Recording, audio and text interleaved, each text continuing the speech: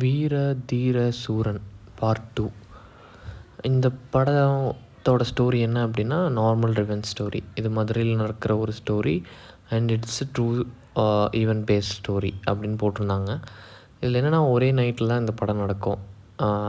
ஒரு ஒரு police and family and Vikram, இந்த 3 பேர்த்துக்குள்ளே நடக்கிற கதை தான் இந்த படம். ஒரு ஃபேண்டாஸ்டிக்கான ஒரு ஃபர்ஸ்ட் ஆஃப் இருந்துச்சு. லைக் அந்த ஃபேமிலிக்கும் போலீஸுக்கும் ஒரு பிரச்சனை. அதில் போலீஸ் வந்து ஃபேமிலியை போட்டு தள்ளணும்னு நினைக்கிறப்ப இவங்கெல்லாம் வந்து விக்ரம் ஹெல்ப்பை தேடி போகிறாங்க. ஸோ இது வரைக்கும் படம் வந்து ஒரு நல்ல சஸ்பென்ஸ் த்ரில்லராக இருந்துச்சு. விக்ரம் யார், விக்ரம் வந்து ஏன் வந்து இந்த ஃபேமிலிக்கு ஹெல்ப் பண்ணணும் அப்படிங்கிற மாதிரி ஒரு தாட்ஸ்லாம் போயிட்டு இருந்துச்சு. First half eventually 200% good. So அதை பார்த்துட்டு விக்ரமுக்கு ஒரு நல்ல படம் கிடைக்க போகுது, இது வந்து நல்ல ஹிட் படம் ஆக போகுது அப்படின்னு நினைக்கிறக்குள்ள இன்டர்வலுக்கு ஒரு 10 மினிட்ஸ்க்கு முன்னாடி ஒரு சீன் வரும். That is actual interval block. பாதி பேர் தேட்டர்லேருந்து எந்திரிச்சிட்டாங்க, அந்தளவுக்கு ஒரு சீனு.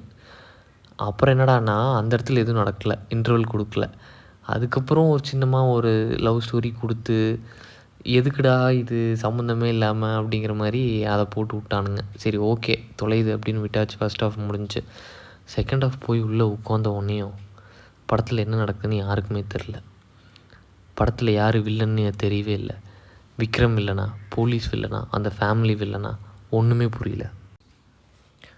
ஃபர்ஸ்ட் ஆஃபில் ஒரு சீன் செம்மையாக இருக்கும். ஒரு இடத்துல பாம்பு வைக்கிறதுக்கு போவாங்க, அந்த சீன்லாம் வந்து செம்மையாக இருந்துச்சு. ஸோ அதே மாதிரி செகண்ட் ஹாஃபில் ஏதாவது சீன் இருக்கும் அப்படின்னு உட்காந்து வாயப்பொழந்து பார்த்துட்டு இருந்தா செகண்ட் ஹாஃபில் 10 பைசாவுக்கு ஒன்றும் இல்லாமல் போச்சு.